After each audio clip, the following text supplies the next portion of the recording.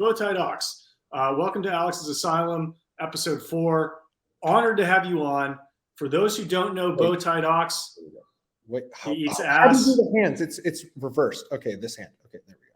He eats ass. I'm gonna go down to scoop up my nicotine products. BowTiedOx, please introduce yourself to the audience. Tell them who you are, why you're legit, what you know more than other people, and we'll all agree. Whatever he says is true. I'm gonna go down. I'll be back in a second. Hello, I'm BowTiedOx. I am a dude. You identify as a dude? My pronouns are dude, bro. Yeah. Okay. Cool. I write fitness content and other stuff meant to make dudes' lives better, because dudes' lives kind of suck in general, because we have it harder than women because we're dudes and we have to like exhibit more effort in life because we're not necessarily naturally graced with the tools. And credentials, I've gotten like fucking 10,000 people in shape. So is this public? You're the #1 health writer. #1 Substack. #1 health and fitness writer on Substack. And it's not because I know any secrets. It's because I know what works. I know the fundamental physiology, biology, whatever you want to call it, exercise science, whatever, of what works, because my first ever like real job was like a personal trainer. Then I joined the Army and I go special operations. And what do? Everyone else is worrying about their gun and shit. Probably should have been worrying on that. Didn't matter. I still did well. But I spent all my time with our coaches that were coaches from Division I and even pro coaches in exercise science and all that. So I learned from them. Then I hired a bunch of elite pro bodybuilding coaches to coach me, because am I going to pay, $150 to get coaching from some dude, or am I going to pay $500 to go coach from Jordan Peters or Dante Trudell or whoever? So it's kind of, I have no credentials. I had a ACE, American Council on Exercise certificate in like 2014. But I have no credentials other than the fact that this is my obsession in life. Yeah. Is how do we get in shape better? So yeah, that's great. Right. Well, thank you for that introduction. And BowTiedOx is definitely understating his own capacity.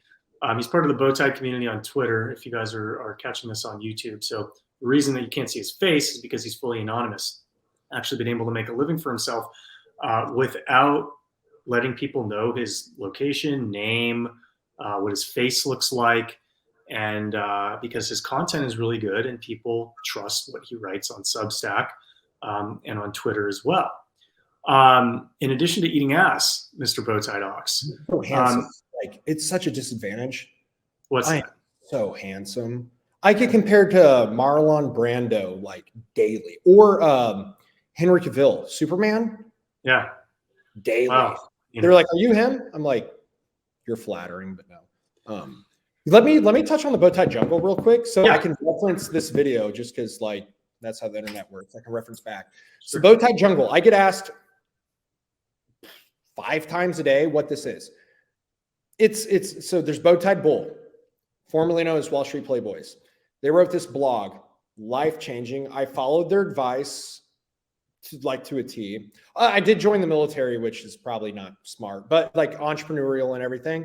And I won't call myself rich, but like I do run a couple $1 million plus businesses. So doing okay from their advice. And so what they did was earlier in April of 2021, they were like, hey, we want to build this community, blah, blah. And what people started doing was like, they had these BowTied members and they were people they knew.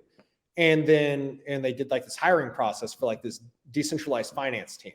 Well, then everyone started making these, and they encouraged people to make these BowTied names, BowTied animals. We're in the BowTied jungle. So like, and then immediately, so I make my account and I'm like, I'm looking for like dope animals. I'm like BowTied tiger, BowTied lion, BowTied bear. Like I'm honestly like, I wanted to be super cool.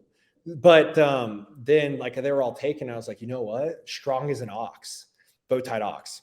It was available. So I made BowTiedOx. And then like what it was organically people posted like their area expertise, their niche and all that. So I started, it was a joke when I started. Like I love Bowtied Bull. Like they helped me so much in my life. So I'm like, whatever. And so I started posting fitness advice, and then people like, oh, you know what you're talking about? I was like, oh, I guess I do. Cause like, I guess Dunning-Kruger, I don't really think I know that much, but I guess I do. And so I did that, and then the community grew. And so what the community is, you don't have to ask to join, just make a bow tie, try it out, do whatever. And it's just about people anonymously posting whatever you're about. Like, it doesn't matter if you're a fitness bro, finance bro, what area do you know a lot about? Don't come if you want to, I don't care. But like, if you really, really know something and you know some niche, join. And like, it's just cool. It's just like a community and a platform, and it allows like an aggregation of growth, because the brand name Bowtie is now synonymous with like people knowing what they're doing. And that's why I encourage join. Anyone can join, but like the brand means a lot to me. To me, Bowtie means like, if you see Bowties in front of someone's name and whatever subject they're talking about, they know what they're talking about. So that's kind of like the gist of it, is like the goal is to end up being subject matter experts of whatever we're talking about. So I can link to this now. I'm off my soapbox. I can link to this now and explain, in detail what Bowtie Jungle is. Well, and that's interesting that you said the Dunning-Kruger effect, because in life, the people who should realize that they're stupid don't, and the people who should realize they're smart also don't. And I'll go back to 2020 when I launched my first digital product. I created my Twitter account in February 2019. In February 2019, I created my Twitter account, and I'm posting all these pictures, 3,000, 4,000 calorie diets, like delicious gourmet food that I make in my office, make at home, make anywhere, and posting pictures of abs. I don't know if we can get a little. You want me to? Bad lighting. Yeah, we should just only do abs. I can't. Right? I'm 15 weeks out from a competition. Give me. We'll do another one. Hey, let's do another one. Let me check my calendar real quick. We're gonna do another one this day. Oops, my camera came off. What's going on? Am I totally fucked? Looks like your camera was unplugged. Please plug it back in or select. How do I start my cam? Start my cam. Command. Right, oh, damn. And now it's got the wrong one. So I'm just going to turn this off. We're going to go here. We're going to, something got fucked up on the camera. So we're going to lower the resolution quality, unfortunately. And we're going to keep rolling from here. So, what days of the week work best for you? Tuesdays or Thursday? Tuesdays or Thursdays. So yes. Either the 21st or the 22nd of February, shirtless podcast, me and you. Let's do it. I'll be like a month out from my competition. It'll be fucking stupid. Be great. Okay, let me see if I can turn this light back on. Boom, lights back on. Okay, thank you guys for hanging with this. I'm not going to have Denver cut it out, so you guys know that we keep it real. So when I launched my first book, like, all these people were asking me, hey, how do you eat all this food without counting calories and stay ripped? And I'm like, 2 weekends, I just like wrote a 20-page essay. This is exactly how I approach intuitive eating. This is how I monitor my biosignals. This is how I make sure that my biosignals are accurate. This is the macronutrient profiles of how I eat, so that I know that I'm eating the right amount of the right stuff. And this is how I got to 4% hydrostatic body fat without counting calories, going hungry, or doing any of the cutting that is so popular in the bodybuilding community and was so popular with online writing. Sure. And I thought to myself, like, okay, so I'm going to put this book out. Like, I don't, it cost a few $100s to produce it. I don't know how many people are going to buy it. A few $100s. If I get a few $100s from it and like people get value from it, great. That's awesome. I hope nobody hates it. And like the first day I sold like $1,000 of it. And I'm like, oh, interesting. Like, people will pay for this type of stuff. And then the feedback that I got like within the first week was like, this is like amazing. I've read this 3 times. It's so concise. It's so awesome. And I was nervous, like, putting myself out there for the first time. And I approached the launch the exact same way that I approach a product launch, or I would approach a product launch. if I were working at Google, and which is basically like get all the timelines lined up, so everybody who's going to be an affiliate for it like knows exactly what the fuck is going on. And I talked to my affiliates, and they're like, "Oh my god, this is so like well constructed." And I'm like, I don't know how you launch a product without telling people this is happening on this day. I just literally did what was intuitive to me. Turns out that that was better than 97% of what people do, which is probably why most people fail in their endeavors, when I was just trying to be responsible and convey information. And turns out that puts you in the top few percent. You can help a lot of people doing it. Well, we've been close friends. Like I consider you like someone that we're about in early 2023. I'm about to stay with you and shit like that, right? Like, so Yeah. close friend. And something that I know about you for 100% fact is that you care.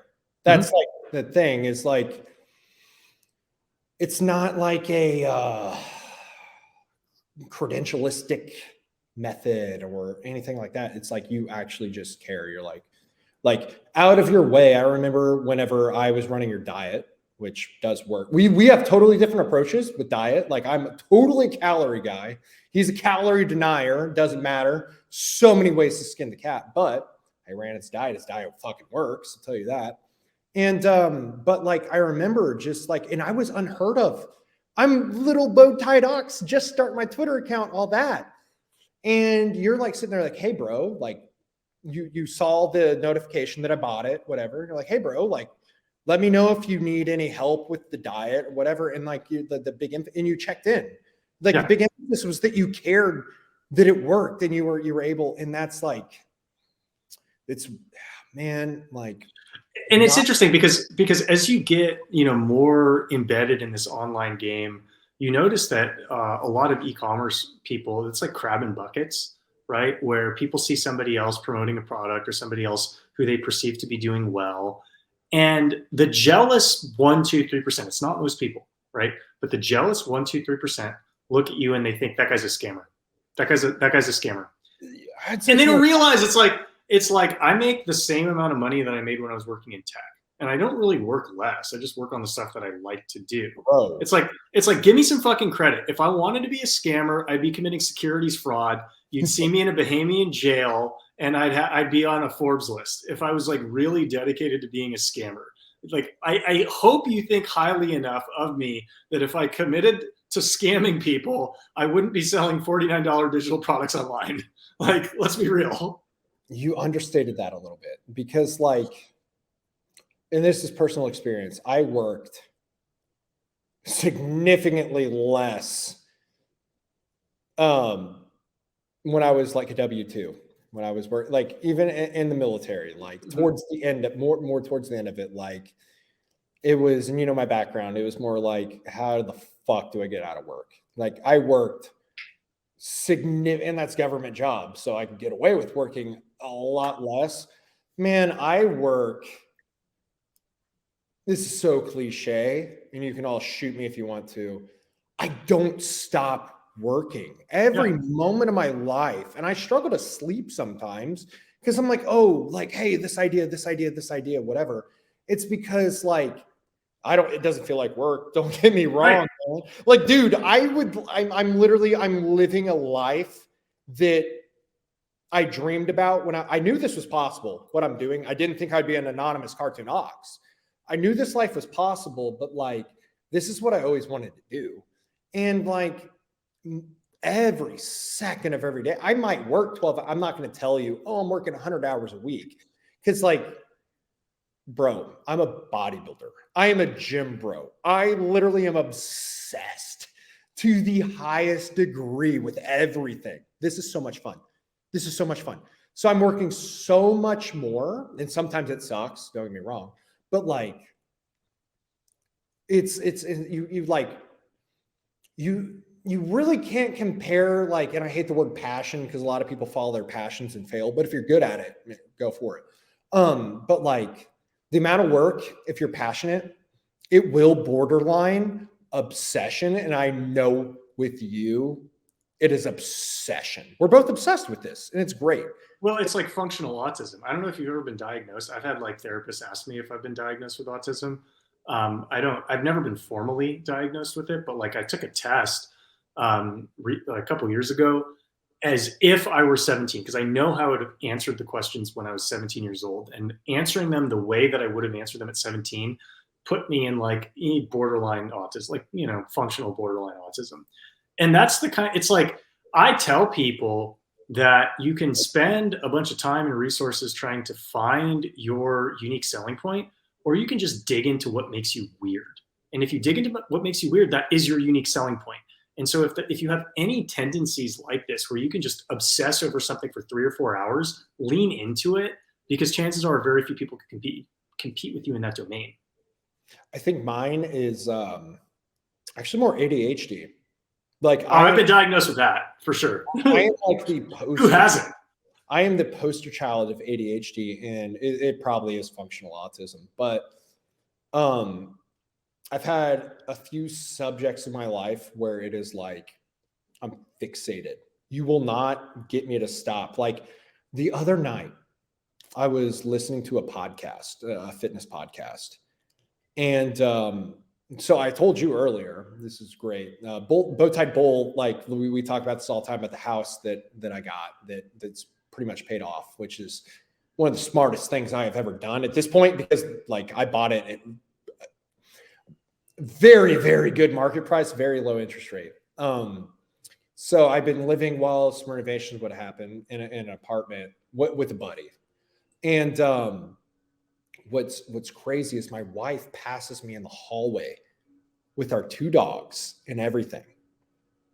I get in the apartment, whatever, and I call her. I'm like, hey, I'm on the phone with XYZ for our insurance, because that's a fucking pain in the ass if you're in shape. And she's like, yeah, I know. You passed me in the hallway. And I was like, what? I was like, wait, what? Are you serious? And that's today? Really? That's how fitness is for me, dude. Like, dude, I will literally, I get pissed off. And it's kind of crazy. Most people, most W-2s, call it what it is, they sit there at their cubicle, wherever. And I've done this before. They wish their hours away. Oh, it's 2 o'clock. I can't wait till it's 4. Oh, it's 4 o'clock. An hour till I get to go home. They don't realize they're wishing away their number one resource in life. Time. Me, I sit there and I start doing what I do. Start at 9 a.m. and it's noon. And I'm depressed almost. Not literally. I'm so happy. But like, I'm like, how is it 12? How is 3 hours gone by? What the fuck? Right. And you get into 5, 7, 8 o'clock at night. And I'm like, why? I need more time. I literally, like, I work for myself. I have every minute budgeted in my day of like, okay, I need to do this, I need to do that, I need to do this, I need to do that. But the reality is that's probably how we developed 6-figure online incomes while we had full-time jobs. Because when I had a full-time job, every minute of my free time, and also minutes when I was working, were dedicated to building what was essentially a survival raft, right? Because I didn't want to trust that an employer was going to continue paying me. I wanted to be able to make money on my own. And so by the time I ended up doing what I'm doing full time, you know, my first month doing what I'm doing full time, I made like $13,000 or something, which that's crazy for someone's first full-time month in business to make $13,000. But that was the benefit of like not looking at the clock and saying like, okay, well, I got work to do, and this is what I want to do, and this is something that's important to me. And so I'm just going to spend my free time doing it. And by the way, I failed in multiple other endeavors before this, trying to escape, because it was just so important to me to be able to make money outside of like the corporate racket. You're talking to King failed business here. Yeah. And it's kind of funny. I have literally, by definition, been an entrepreneur since I was about 7 or 8 years old. 7 or 8, I think I even said this in a former podcast with you. We me and my brother went into the woods and we'd find golf balls. Look, I'm not. I would do that too at the golf course. That was like a few houses down from my house. It's like, look, I'm not a privileged fuck. My dad was a mortgage broker prior to 2008. After 2008, my life sucked. My mom went on fucking government benefits. So it's not like I had this peachy life. But the first 7 years, they were pretty fucking peachy. Mhm. And we'd go in the woods and find where golfers just shanked a shot, and we'd find the golf balls. We had our own little ball cleaner. And then we'd go on the hole. It was like 12 was the hole we'd find. 17 was the hole we would sell at. And we'd sit there with egg cartons, and we'd have golf balls, and we'd sell them. And we'd get the Pro V1s, Titleist Pro V1s. Anyone that knows golf knows that's the ball, $1 a piece. Nike golf balls, 75 cents. Callaway, whatever, 50 cents. Everything else, 25 cents. Zero overhead. Zero cogs, 100% profit margin business. We would do $1,000 in a weekend during golf. Damn, how old were you? I was like 7.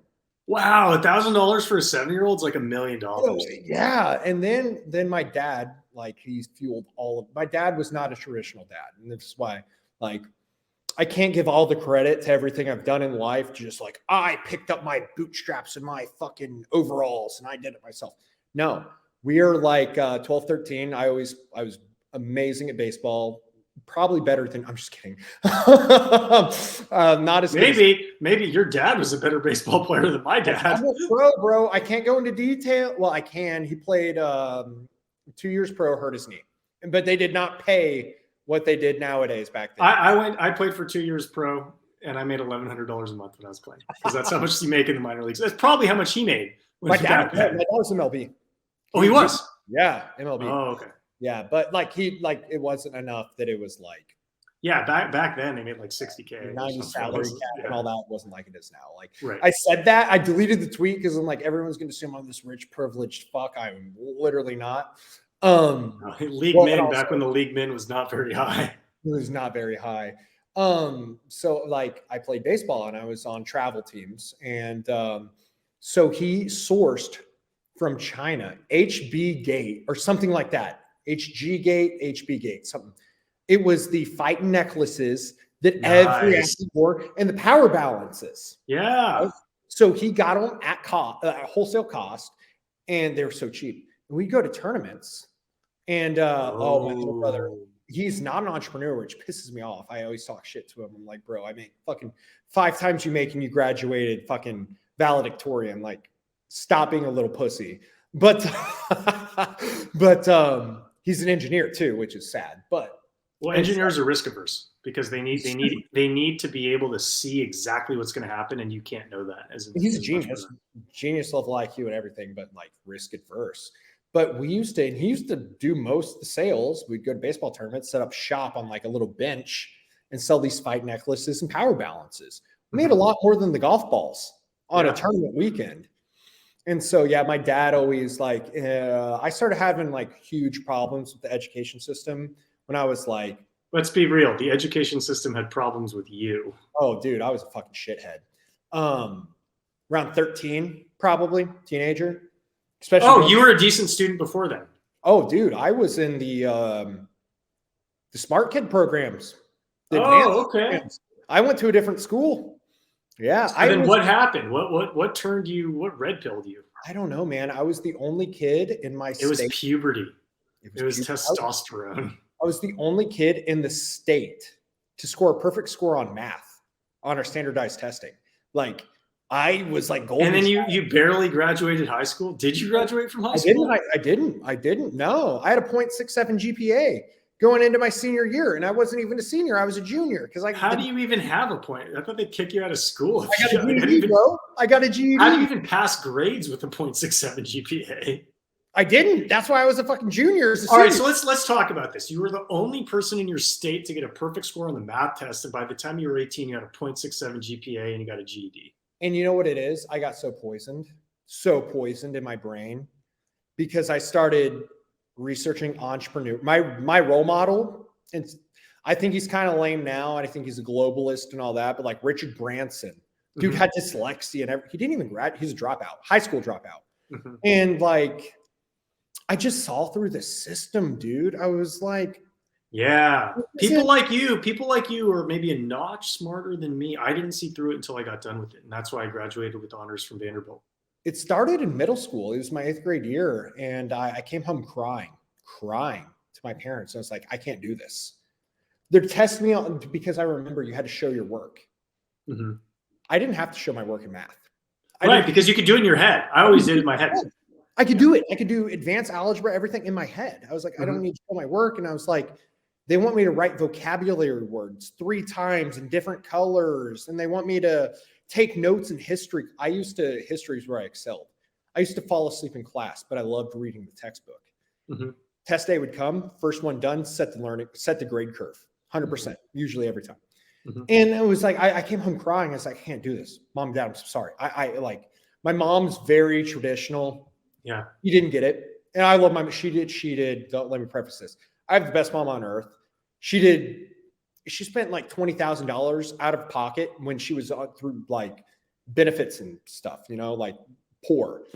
She spent $20,000 out of pocket for me over like years to do therapy.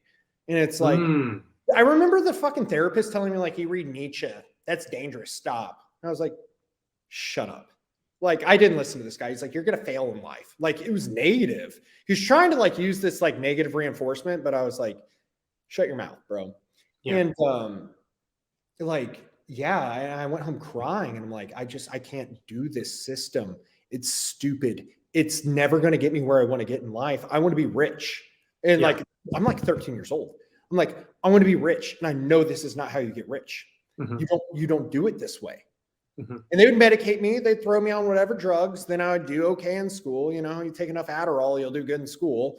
And and then going to high school, I'm like, I'm going to be a Harvard lawyer. But then I stopped taking the pills. I didn't like how they made me like hyper fixated on school and all that. So I quit, and my grades like barely passed. Right. But that day when I was 13, I go home and my dad pulls me. My mom is suck it out, blah, blah. My dad pulls me aside and goes, most rich men don't use their education. They don't use it. Mm-hmm. I'll try not to get emotional. I'm getting emotional almost thinking about this conversation. It's like most rich men don't use their education. They start a business. I was like, Dad, if I don't graduate school, I won't have a business degree. I can't start a business because that's the brainwashing. Even though you legitimately started businesses before you graduated school. Yeah. But that's the brainwashing kids. I started it after this. That's the brainwash. Yeah, well, technically speaking, yes. Selling the golf balls and selling the fight necklaces and everything. I'd already started a business, but I didn't get that. Like it wasn't, I'm young, right? Yeah, right. And my dad pulls me aside. He's like, you don't need that. He goes, you're being, he pulled the Einstein quote. He goes, your intelligence is being graded on climbing a tree and you're a goldfish. Yeah. You don't climb trees. Yeah. And so he really, I would not be here without my dad. Like he really pointed me down this direction of you don't need the system. And for better or worse, and for better, I can't say worse, maybe for other people, but for better, like that talk, I literally became a little asshole. I remember my personal finance class, like my freshman or sophomore year, and they limited you to like $8,700 a month on your budget for what you're going to make as an adult. And I refused to do the add a zero to that. I refused to do it. They're like, why? And I was like, well, I got in trouble because I put like 30,000 or something a month. And they're like, no, this isn't the project. We said form a budget off of this, blah, blah. And I was like, I'm not going to make that much money. I'm going to make a lot more. And they're like, you can't do that. I was like, why? Why can't I do more? Ironically, things ended up the way they ended up, but I had, bro, rappers, like my teacher told me that I was a piece of shit. I seen her the other day driving a piece of shit. Yeah. That's my life. Right. I got told I was going to be a failure so many times. Yeah. I had one assistant principal that said he's going to be a millionaire in jail. Like the cliche story again. Well, that's still possible. It could happen. I'll probably end up in jail. I'm just kidding. No, I follow the laws. I pay my taxes. So let's dive a little bit more into fitness. So you're a bodybuilder. You know a lot. You're very strong. You can't see it. If you don't have a trained eye, you don't realize that he's flexing his pecs right now and has 200 and something pounds of lean mass hiding underneath the pec flex and the massive sweatshirt. But for the listening audience, what do you see right now? Like for most people's lives, what are the three easiest things that they are misunderstanding about fitness that they need to get right? And what's happening right now with social media, Twitter, Instagram, that's completely confusing people and taking their focus off of what truly matters and shifting it to things that sell and can monetize? That's a good one. Number one, I'll always start with this. Your metabolism is in your control. Yeah. I was even being conservative the other day where I said 30 to 50% of your metabolism is in your control. And that's because your BMR does, for the average size male, is going to be 1,500 whatever calories, which is, a lot of calories. The average is 1,500? No, I thought it's closer to 2,000. Nah, BMR? Nah, it's got to be 1,500. If you take, here, let me pull up. Can you still see me? Yeah. Okay. I can't see your face. I can see your body. Yeah. BMR calculator. I'll just put 185. Okay. Age 25, 5'10", 185. Yeah, I was a little off, but not too much off. 1,830 calories. 25-year-old male, 5'10", 185. Mm-hmm. And then, damn, I'm looking at these calorie needs based on activity levels. If you exercise 4 to 5 times a week, it says 2,600 calories. 185, it's going to be a lot higher than that, from what I know. Mm-hmm. But the main takeaway is that your metabolism's in your control. You can walk more during the day. You can stand up more than you sit. You can be more active. You can and exercise. Actually, you do cardio. There's 300 calories plus the post-exercise oxygen consumption. So you're burning more calories there. Then in the gym, you're building muscle. The gym burns not as much calories as many think, like with resistance training and weightlifting, but like you're burning, a couple hundred calories, plus the metabolic demands of building muscle and all that. Plus, if you just get your diet right, what does Coach Alex say? Protein dominant diet. Protein has I think it has a 5 times more thermic rate than any other macronutrient, than carbs and fat. Fat actually has one of the lowest. So to dumb this down for everybody, what this means, he didn't say that protein is more satiating, which it is. Protein not only fills you up better than carbs or fat. So to really dumb it down, everything you eat is either protein, carbohydrates, or fat, or ethanol. There's 4 things, right? If you throw alcohol out there, it's protein, carbohydrates, or fat. Of those 3 things, protein will fill you up fastest, right? If you eat an all-carb diet, you're probably going to still be hungry. If you eat an all-protein diet, there's a very good chance you won't be that hungry, and you're also going to eat fat if you eat an all-protein diet. So protein will fill you up the fastest, but also because of its thermogenic properties, if you happen to overconsume it, you will be at the lowest risk of adding fat, which is why protein-dominant real food is the best way for most people to go when they want to lose fat. I just fact checked myself. Fat provides 9 calories per gram of fat you intake, and its total thermic effect, meaning how much energy is used to digest fat, is 0 to 3%. Carbohydrates provide 4 calories per gram, and when you digest, you only burn 5 to 10% of those calories. Protein provides 4 calories per gram, and you burn off 20 to 30% of those calories when you digest the protein. Mm-hmm. You are burning substantially more calories when you eat protein than any other macronutrient. So when we talk about metabolic control, you control how much protein versus other macronutrients you eat. Well, now let's talk about metabolic control, because my view of metabolism is a little different than yours. I don't consider walking to be something that enhances your metabolism, because I look at walking like cash flow, right? Where it does burn calories. I don't dispute that, but it doesn't make you burn more calories at rest.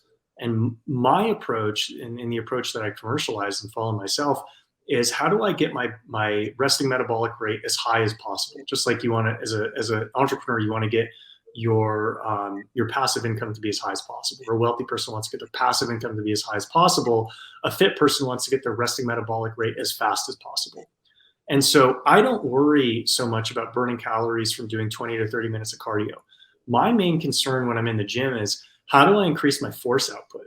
How do I lift heavier weights? How do I condition with greater intensity? And it doesn't need to be long. It just needs to be intense. And if I force myself through progressive overload to be able to condition and train at a higher and higher rate week over week, number one, that requires a lot of fuel to sustain. Number two, after I do it, it requires even more fuel to recover from. And so with my protein dominant diet, I found that puts me in the best position to perform in the gym, and then puts me also in the best position to recover from what I did in the gym. So much margin for error, which is why, at 36 years old, I haven't been above 6-7% caliber body fat in 7 years without tracking anything. The only thing, and you're right, that you do want to increase that passive calorie burn, which lean muscle mass and the demands for post-oxygen consumption, which increases your calories after you lift and do any other type of exercise, is going to be higher. But walking is so fucking easy. It's so goddamn easy, man. Like, if I know for a fact, as an entrepreneur, this is where I like to do things that I call a twofold effect, right? Where I can do one thing, but I'm getting multiple benefits. It doesn't have to be two, it can be multiple benefits. So I can go for a walk, right? So that walk is going to increase your non-exercise activity thermogenesis, your NEAT.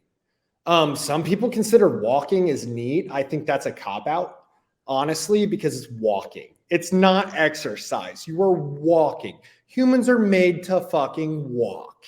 So, like, I don't even care if you designate 30 minutes to walk a day, bro, you are walking. Like, that is not hard. That is not cardio. Your heart rate, well, if you're in decent shape, your heart rate should not get above like 20 to 30 beats above baseline, which I would hope your heart rate is around 60, your resting heart rate. So 90. So you're still sub 100 heart rate. Walking is not cardio. To get the benefits of mitochondrial health and everything you need for walking, you need a higher heart rate. That's just, science can back me up on that. So I find that walking, like, let me go for a walk in the morning, right? So I'm going to clear my head, be in a better mood. I'm going to see some cool stuff if you live somewhere cool. And I'm going to burn a couple hundred extra calories. Well, okay, cool. Now, during the day, I can make decisions. I can walk down the stairs or take the elevator. That's a cop out. Everyone uses that. But, I've been working for, 3 hours. Go for a walk. Easy way to recharge the brain. There's walk. There's more steps, more caloric expenditure. Then, whatever. Then at night, after you work, you need to decompress. You want to get good sleep, whatever. You're thinking about your problems at work. Go for a walk. Go for a walk with a fucking significant other or a spouse if you have one. You're not going to talk about work. Hopefully you're not Alex Ramosi, who wants to never have kids and work on crazy time increments. No disrespect, just don't agree with that point. And you and your wife, you talk about life, talk about your plans, talk about your kids.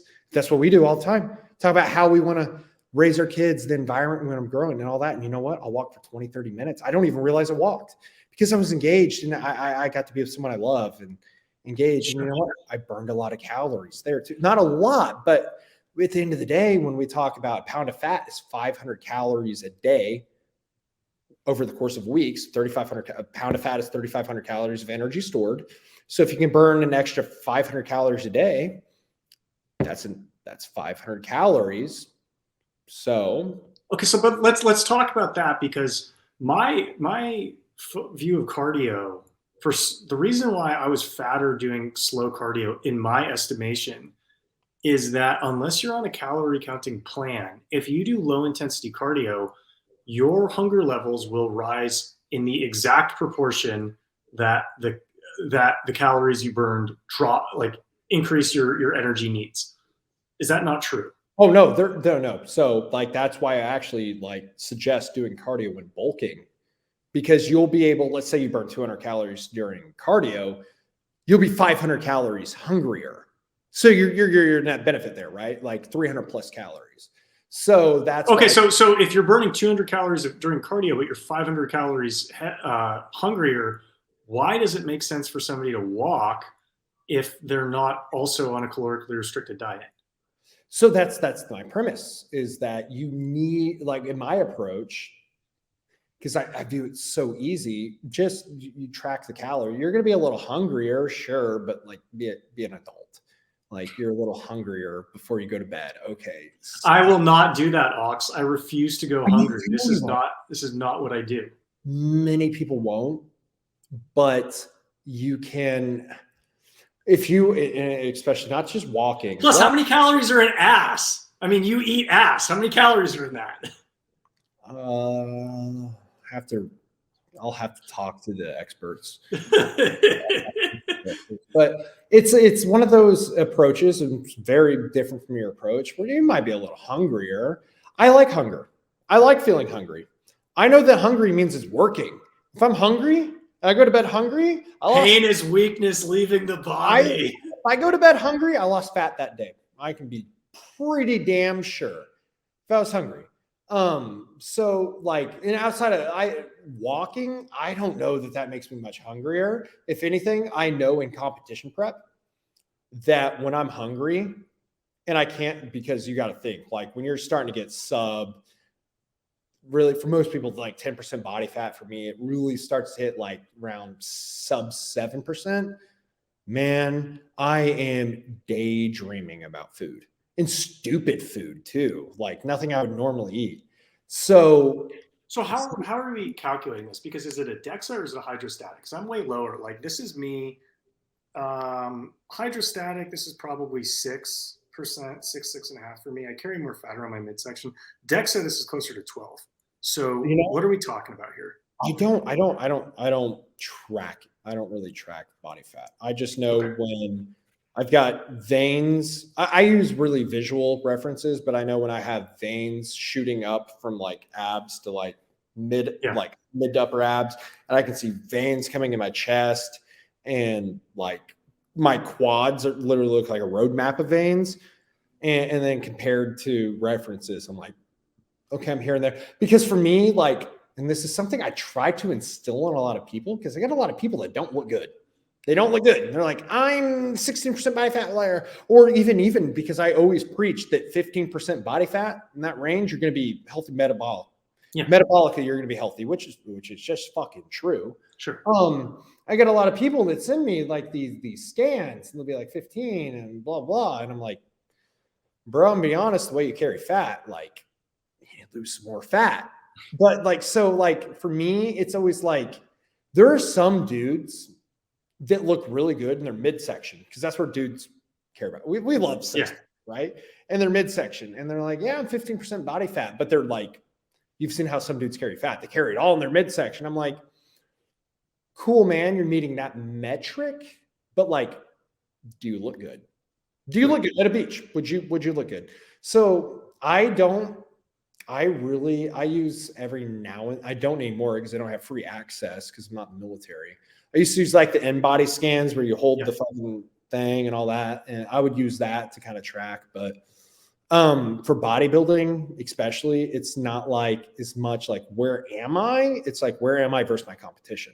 Sure. Am I bringing out the most definition, vascularity, everything in definition versus whoever I'm competing with? So I don't really track it. But, you know, something I see a lot is how like, man, I'm a sellout. I just realized I'm a sellout, because I really do say like, 10 to 12% body fat, you're going to look the best and feel the best. I'm going to be honest, man, for a lot of guys, you're going to feel way better at like 8%. Feel better at 8%? Some like 18. Yeah. Some are going to feel better, heavier. That's just the way they store fat. But like to me, honestly, like you're not really lean until you're single digit. Like, sure. And it's depending how you carry fat. So I don't want to come across as some generalized asshole, but like some dudes can be 15% body fat, but their body fat's like stored weird places, but they're just shredded. But like, and really the main takeaway is like, it doesn't really matter what body fat percentage you are, but like where aesthetically for you as an individual do you look best? And where can you maintain that and not like, well, I'll tell you what, when I start getting, I'll never try to maintain sub 7 because I know sub 7 for me, I start having dreams about like, what's the, fuck, I haven't been out to eat in a long time. You know, I would have dreams about eating ice cream. Who does blizzards? What's that? Dairy Queen, sub 7%. I start dreaming about Dairy Queen blizzards, dreaming about them. Legit. And when I was in college and I was on a low fat diet at the time because I thought that was smart. I would dream about ice cream, and I never actually wanted to eat ice cream during the day, but because I didn't eat it during the day, I would dream about it at night. And I don't have dreams about that anymore because I eat ice cream if I want to eat it.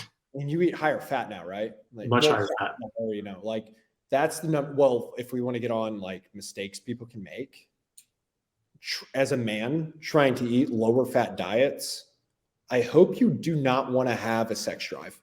If you want to eat a low fat diet, I hope you don't like sex. I hope you don't like your joints feeling good. I hope you don't like being happy because you will not be happy on a low fat diet. Like you like, I could give a blanket recommendation here and I'm okay with that. So 50 to 60 grams of fat a day is the least a man should be eating. 50 to 60 grams. Go lower than that. No, I'm 150. Yeah, man, I like 100. I usually stick around 100. But man, like you start getting below 50, yeah, you're gonna need Cialis, man. You're not getting it up. Wait, so let's backtrack to resting heart rate and the show sponsors that we talked about earlier. I don't know if we can even post this on YouTube, glamorizing tobacco use or something. But so I for last year, for probably about 18 months, I was probably consuming about 30 milligrams of nicotine a day, which would be essentially like half of one of these, maybe two-thirds one of these a day.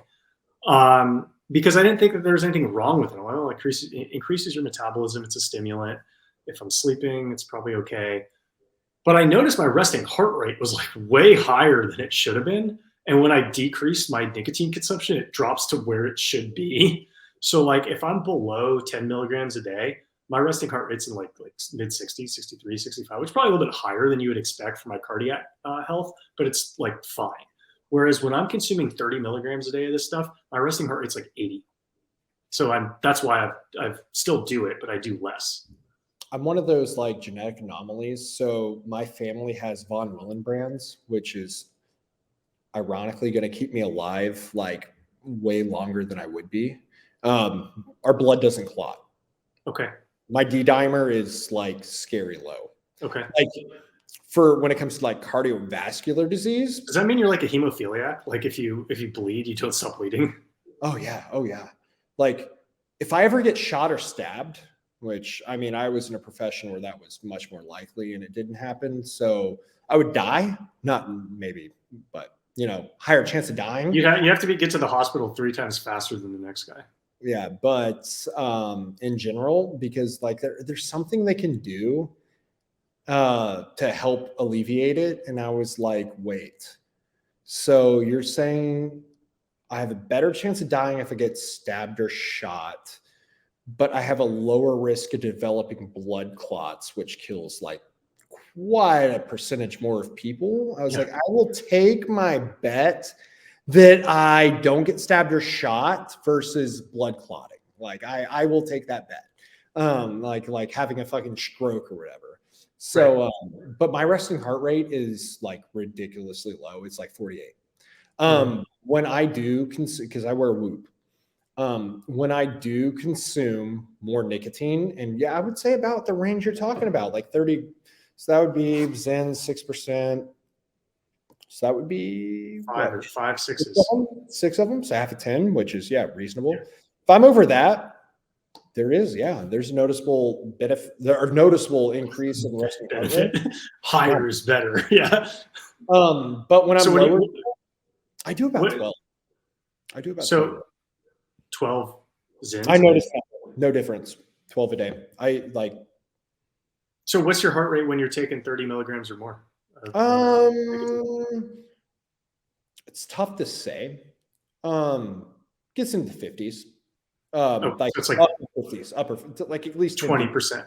Yeah, so it's like 20% higher, which is kind of what I would be. Where I'm normally 65, and then if I take it, it's 78, 82. You know, I'm maybe 20, 30% higher. You're 20% higher. And you know what's funny? Stimulants, in general, and use your imagination on stimulants, because you can use your imagination. I'm a 25-year-old dude. Crack.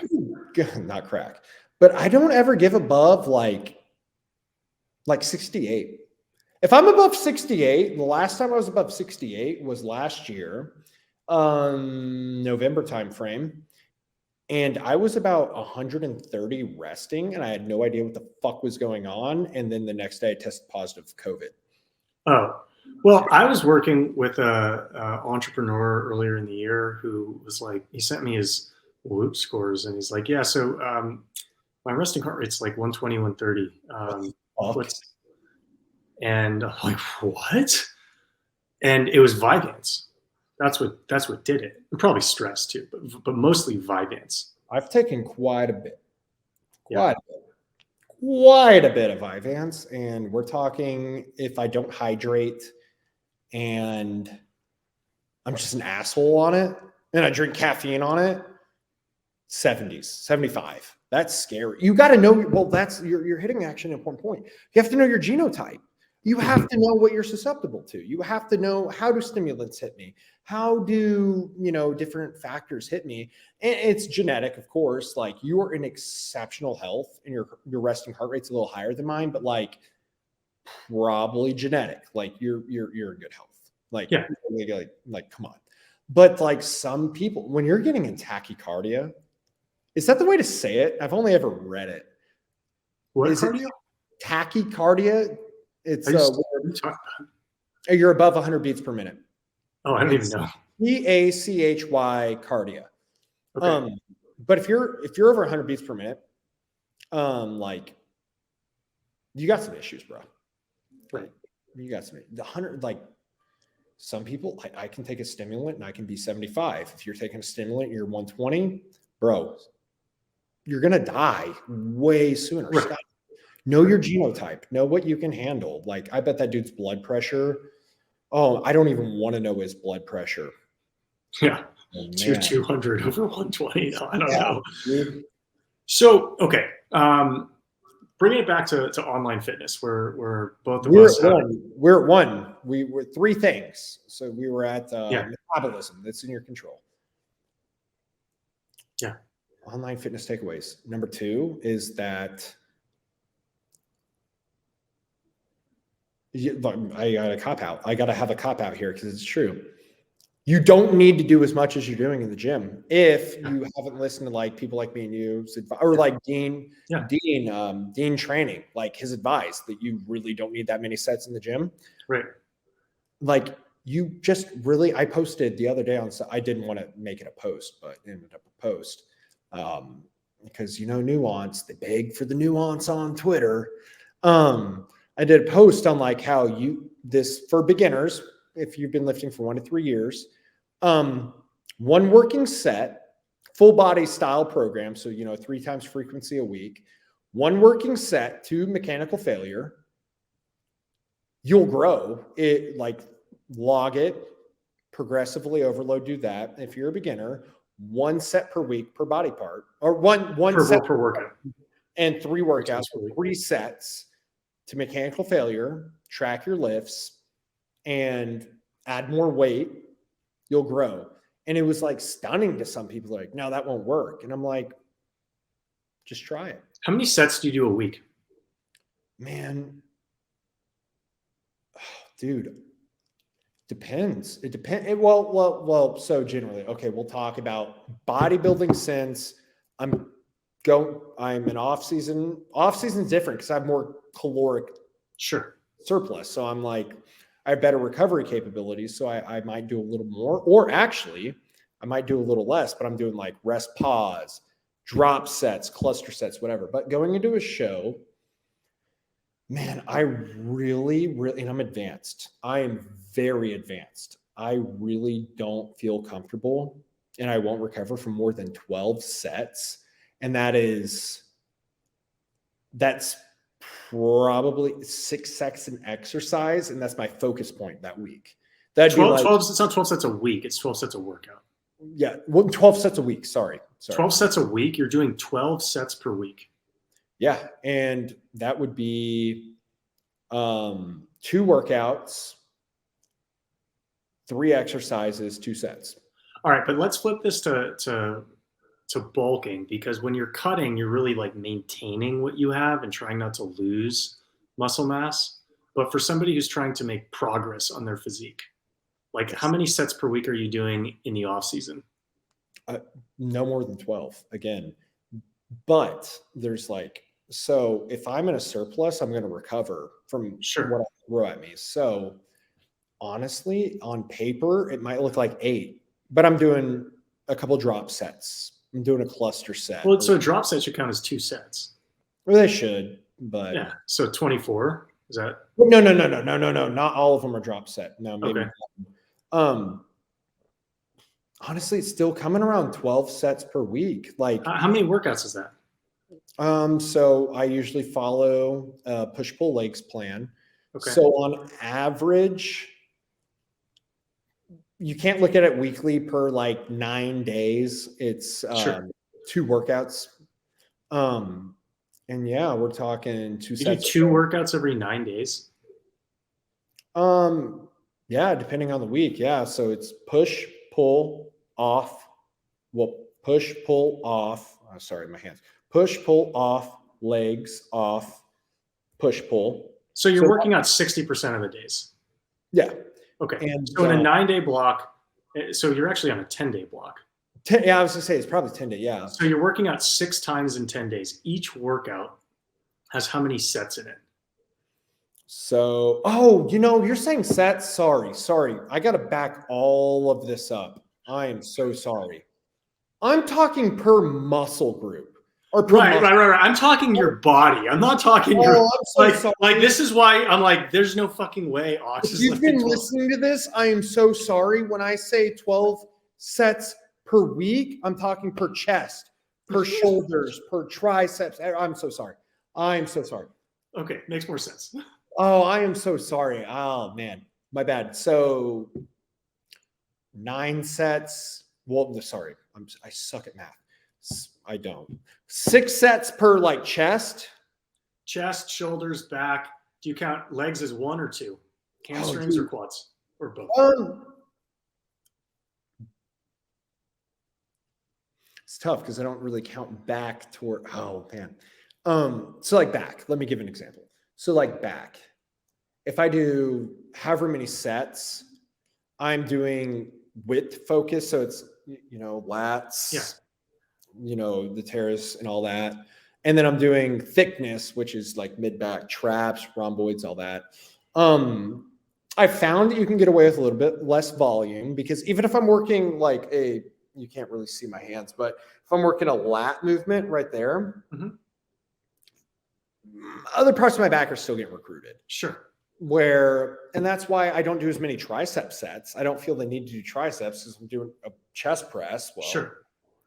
And if I'm doing a shoulder press, so maybe I do 1 or 2 movements of triceps, a couple sets, because it's I just destroyed my triceps with my presses.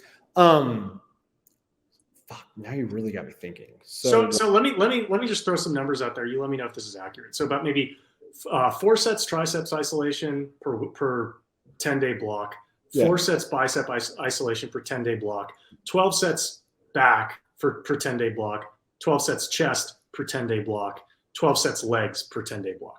Yeah, and then 8 for shoulders. 8 for shoulders. Okay, so let's do that now. 4 for biceps, 4 for triceps is 8. Another 8 for shoulders is 16. 12 for chest is 28. 12 for back is 40. And then 12 for legs is 52. So is that about right? 52. And is that per 5 days or is that per 10 days? So chest, let me go into that. So chest is 6 sets per session. So 12 chest movements a week. But really that's about 10 because one of my push days is a chest focus. One of them is a shoulder focus. So difference between that is a chest focus push day is 3 movements, 2 sets, 6 sets. And then a shoulder movement or a shoulder focus is going to be 12 set shoulders and then only 8 sets. Well, yeah, 12 set shoulders. It's going to be only 8 sets. No, it's not. Fuck, dude, I'm stupid. 4 sets for chest. Sorry. Chest and shoulders are getting 10 sets per week. Sure. Triceps is getting 4 to 8. Sure. Say 6. Okay. So 26. And then, back in total, not just separating back. Back is getting 5 times 3 plus 5 times 2. 12. We'll just call it 12. 38. Okay. Yeah. And then legs probably get the most volume because I'm going to do isolations on both. I'm going to do leg curls, leg extensions.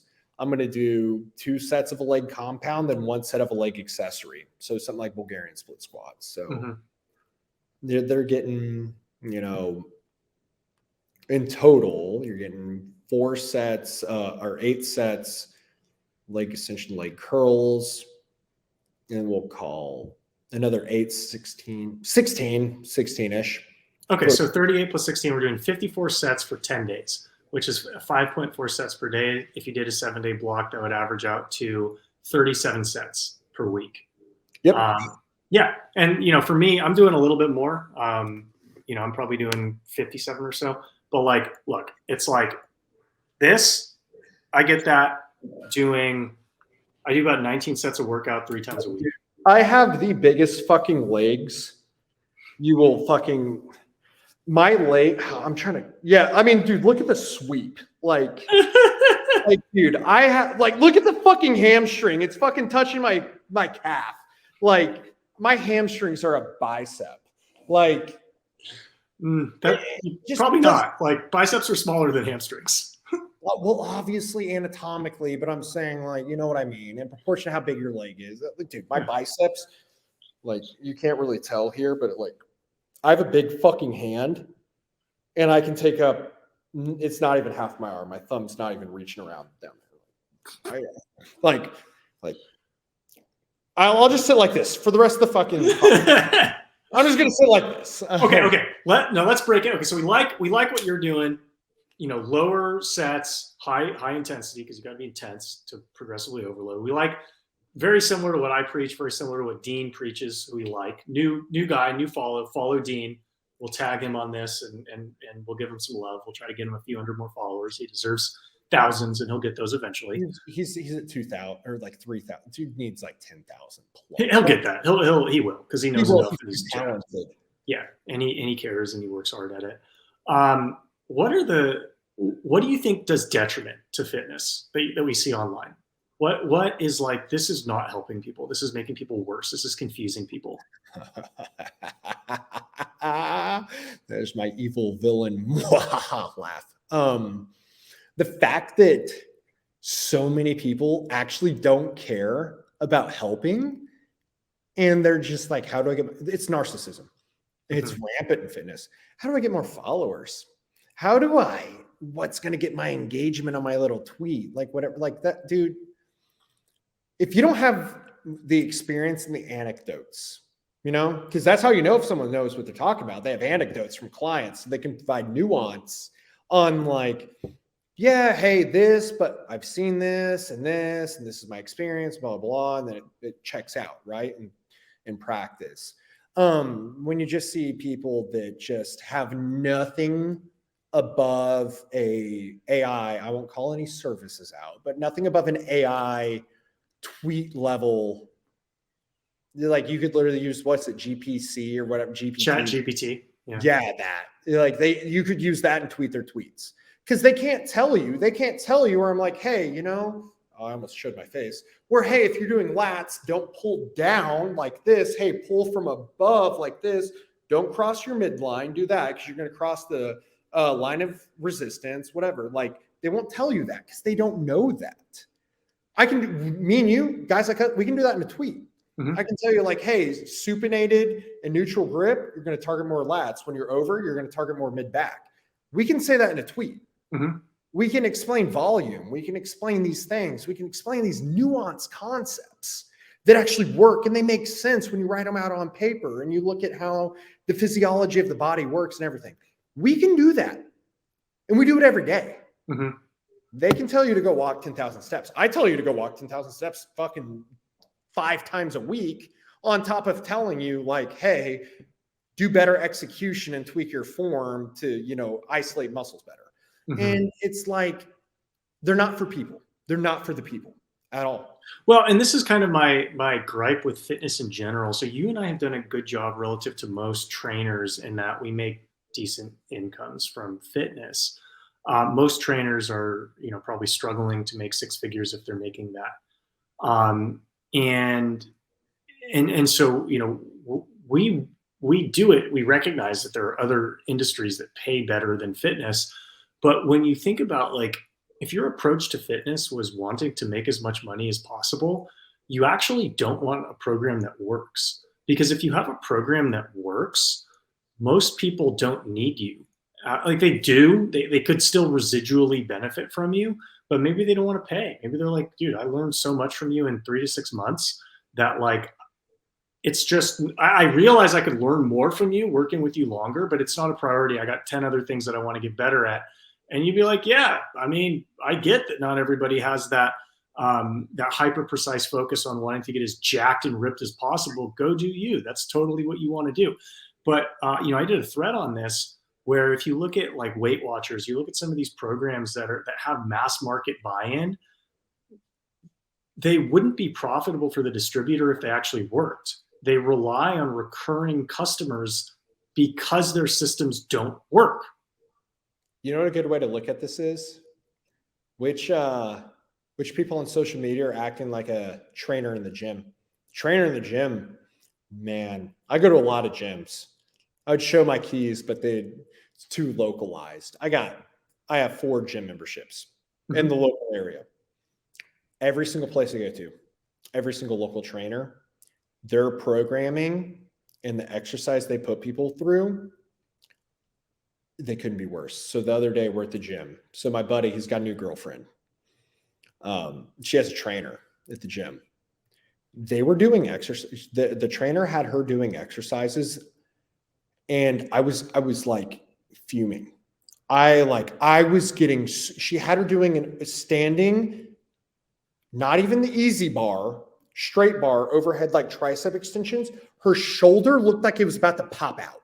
Yeah. And I was like, I don't know what you're doing. I don't know what you're doing. Are you like trying to work her shoulder mobility and stability?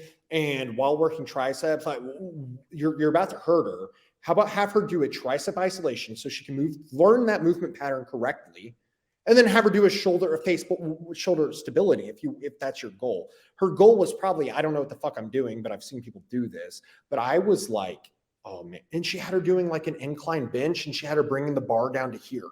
Because she wanted to break her shoulders. Like I'm sitting there fuming, and then I'll get, you know what's really funny, dude? This is the funniest thing that happens to me. I do not give unsolicited advice in the gym, really, unless I see that you were about to break yourself. And I'm like, stop. So, but I get asked to spot all the time and do all that. I'll like give a guy like a cue. I'm like, hey, you're benching like this, bring it down, you know. I'm like, put your wrist in line with your elbow. That way, you know, you're actually pushing from a mechanically correct position, blah, blah. And they kind of like look at me like, yeah, whatever, bro. And I'm like, okay. I'm like one of the best health and fitness writers on the internet. Not only am I 3 times your size, but I do put myself as a disadvantage in the gym. I'm usually wearing like an oversized by 2 like flannel. So I don't even look like I lift. Like I'm literally there, like baggy sweats, like oversized clothes, whatever. And most people don't have a good eye for athletes under clothing. Like most people wouldn't necessarily know that you were maybe not fat. They think you might be fat. He's big. You know, there's clearly something under there, but they can't tell like muscular definition unless you saw the person shirtless. And it's funny, I'm hoodie jacked.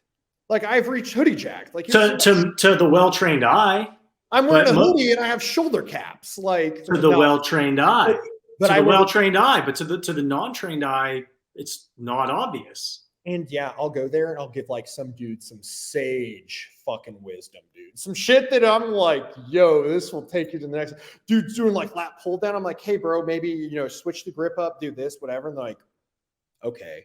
And I'm like, if you listen to me, your lats would grow twice the speed they would. It's just funny. It's funny that it's like, I'm in the gym. I'm like that dude, that meme where he's in the corner with the drink. Like, they don't know I'm an online celebrity, but I'm sitting there like, they don't know I'm the #1 fitness writer on Substack. Like, and it's like, it's funny, but I do have like, I have almost 10 clients, not like clients in the sense of like, I'm giving them like the total experience we get, but I have like 10 clients in the gym locally just from being like, spotting a dude and being like, hey, dude, like do this. Hey, try this. And it works. And they're like, hey, what's your phone number? And they text me like 5 times a day. I love it. I found that those guys never follow up. Like I'll be in the gym and people are like, damn, like I wish I could, I wish I could look like that, but I'm too old. And I'm like, how old are you? And they're like, my age. I'm like, okay, well, I do this online. Like they follow up and it's just like never materializes because they don't actually want to change what they're doing. Dude, that's a lot of them. Mine are normally like 18 to like 22 that I've noticed they follow up. What's funny is they say that I have a dude 61 years old. He's been following one of my programs and dude is like, bro, if I look like him at 61, I'm happy. Like I saw that post. And that's what people don't get. They're like, I get dudes that are 50 and they're like, hey, I'm 50. Like, I just, I'm old now, blah, blah. I'm like, stop now, stop. And, our third point, I don't really have for like what metabolism now that, you don't need to know. Third point, literally fuck your mental. It's like, I'll get people like, okay, I literally got this question on Twitter. I ignored it because if I didn't ignore it, I was going to like explode. So I ignored it. And it was like, so I'm 30 now and I'm lifting, but how much can I expect to keep when I'm 50? I was like, dude, get fucking serious with yourself. Are you fucking serious? I was like, start. It doesn't matter. It's good for you. You need to do this. And you have 20 years until then. Like, I'm not that old, but that's like damn near my entire life doubled. Like, you can do so much work. And everyone has these mental. And I wrote a post on this. I was so emotionally, my best poster when I'm emotionally unhinged, because I'm just like in the post, I feel it. And like so many people just stop because these mental limitations that they have. It's they want the limitations. That's the thing is it takes food, it takes stuff off their plate because the people who do well in school forces people, or school incentivizes people into a box checking type mindset. And when you have a box checking type mindset, you want to check off all the boxes you can check off, and you want to avoid checking off boxes you can't check off. And so if you have it in your mind that because of X condition or age or whatever, you can't expect to get results doing Y, oh great, problem solved. You don't have to do Y. You're also never going to get better. But that's the side effect of a schooling system that isn't results oriented, it's box checking oriented. Yeah. And it's like, it's so frustrating with me because like, I couldn't have my account and everything I've done a few years ago, even couldn't have done it. My empathy level for that was like, I can't relate to you. Like you're box oriented. I can't relate to you. Like you're an idiot. Like don't talk to me anymore. But now I've come to understand, I'm not going to act like I get told a lot that for like 25 years old that I'm like this like wise guy. I don't think I am. But you are, because of your life experience. Like most people don't do things. They don't do anything. They do what they're told. So if you do what you're told, you can only learn inside the box that you have voluntarily assigned yourself to stand in. Whereas you were in the military, you started your own businesses. You told teachers to fuck off. And so you have explored the world Maybe not as much as you'll have explored the world by the time you're 45, but at least probably from the age of 18 to 25, you've explored the world for 7 years. Most people explore the world for 0 years. So your wisdom is, it's not just 7 years more than the average person, it's infinity years more than the average person, because the average person's world experience is not that different than a child's. And it's like, it's been like since 13, I rejected the system. And, you know, I'm really happy about that, because if I didn't reject the system, you know, those are just so many years of like actual objective based reality beliefs I got to get because I rejected it. But I just, you know, man, I hate when someone, and I get it, but I hate when they're like, I can't do this because I'm this. I can't do this because I'm this. You know, like, I got a dude that follows me. His name's like One Arm Man or something like that. Or I don't know his names. I would have to look it up. He's in a wheelchair. He has no legs. Yeah. He's in better shape than 99% of people I know. Yeah, because his mind isn't in a wheelchair. It's just his body. That's, you know what? And you say that most people's minds are in a wheelchair. Yeah. I'm 30. What's going to happen when I'm 50? Bro, I don't fucking know. The world might end. But how about you put your best effort forward now? How about you actually, like, this is, oh, I got a hot point. We live once. We get this physical body, right? This is it. This thing dies, I'm dead. I don't care what your beliefs, reincarnation, whatever. I get this body. Why don't you want to see how good it can look?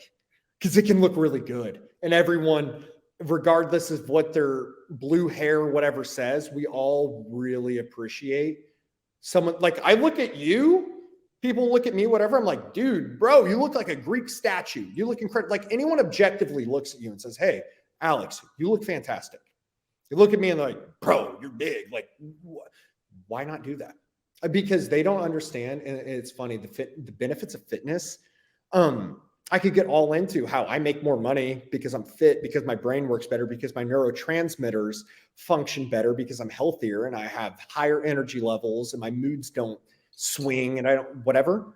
Not just that, people give you the benefit of the doubt when you're in shape. When I was in the military, everything, I was the worst employee of all time in the military. Yeah. Like when I was getting out, worst of all time. Really, the last year, I got promoted. Yeah. I got promoted. Yeah. And people in groups asked my opinion when I didn't know what was going on. Right. This, because I was the big guy. I'm the jack guy. Yes. Literally. Yes. Because when you're jacked, guess what? That means that, like, you can at least follow discipline to that. You're doing your cardio, you're lifting, you're eating right and all that. Well, guess what? It didn't stop there. Oh, so I'm doing all that. So, hey, I'm going to work on my side business from 4 o'clock in the afternoon until 10 o'clock at night. Guess what? I said I was going to do it just like I did this. So from 4 o'clock at night to 10 o'clock, I worked on my side business. From, you know, hey, I said I was going to do that. I did it because of the discipline you build. And like, that's the, people don't realize, and I wrote this in my last post, it is literally, it's so cliche. It's not the journey, or sorry. It's not the result. It's not having the 6-pack and being jacked, benching 3 plates, whatever. It is who you become while you're doing. I don't care if you have the worst fucking genetics on earth. Your fucking chest is inverted. Your abs are like sporadic and all that. It doesn't matter. Who cares? The person you become, from fat, skinny, whatever, to like that person that has appreciable physique, like the mind. No one goes from 0 to hero with physique and is like, oh yeah, I'm still like a fucking loser. I'm still this person. Like, it forces this like confrontation with reality and results and effort. Right. And there's a reason why people who are in good shape lean a particular way politically, because you can't get results from somebody else's work. And you know, and the iron doesn't lie. We need to do a study on like jacked people and income. Now, don't get me wrong. There's a lot of them are poor. A lot of them are really poor. A lot of them are poor. But if you accounted for certain attributes and certain It'd be hard to design this. Don't get me wrong. You'd have to look at their parents' income. Yeah, but if you really took like, and there'd be a cutoff. Like you get too big, because most of the time you get too big, those dudes have no money. They have a lot of issues going on. Right. But like if you looked at the averages, like Jack Jim Broke, it's like I'm a bodybuilder, but like I'm classic physique. I don't look like the dudes you just saw at the Olympia and Open. Like I'm not 300 pounds. 300 pounds. Yeah. I'm like Chris Bumstead's type size. Don't get me wrong. Don't let me compare myself to Chris Bumstead. He's the best bodybuilder of all time, in my opinion. But you look at guys that size, men's physique, whatever, that aren't overly big, typically they got, especially like even leaner. And like, you know, maybe not even that big, but just like, you know, good muscle mass, abs, all that. Especially those guys, I would say there's a direct socioeconomic correlation. Sure. I would say they do so much better. Like you're like honestly like the ideal physique. Yeah. Any guy I know that looks like you does well. Yeah. They do well. Like they're well off in life. Yeah, for sure, man. I'm starving, Ox. So I know. I'm looking at the time. It's been an hour 20. We did not get enough out. We're going to get more. So what's the date? February. Well, we'll just move this invite to February. We can do one before, but we're doing a shirtless either. So the 21st or the 22nd is a Tuesday or Wednesday in February, and I'll be like a month out, a little bit over a month out from competition. So I'll be like sitting here and like just move a little bit. My pecs will flex. So I'll have striations sitting here. So I just moved this. I moved the invite to February 21st, same time. Can do it then. And tell everybody who's following. How do they learn more about Ox? How do they sign up for the Substack? How do they follow you on Twitter? You can just follow me on Twitter at BowTiedOx if you want to. It's BowTiedOx.substack.com. I do not actually encourage anyone to pay. Do not pay. Go through the free post. Get what you can. If you want more, sure, you're just supporting me to be able to do podcasts with Alex at 11 o'clock at night and, you know, be able to do more content. Sure, you're going to support me do that, and I'm going to give my all for you. But if not, like, not going to hurt my feelings. Read the free stuff, apply it. That's all I ask. Anything I put out, I don't care if you give me on it. I don't care. Apply it and do it. Just do it. I'm so tired of people like asking me 1,000 questions. Just do it. Yeah. Right. Just do it. Just do it. Just do it. And on that note,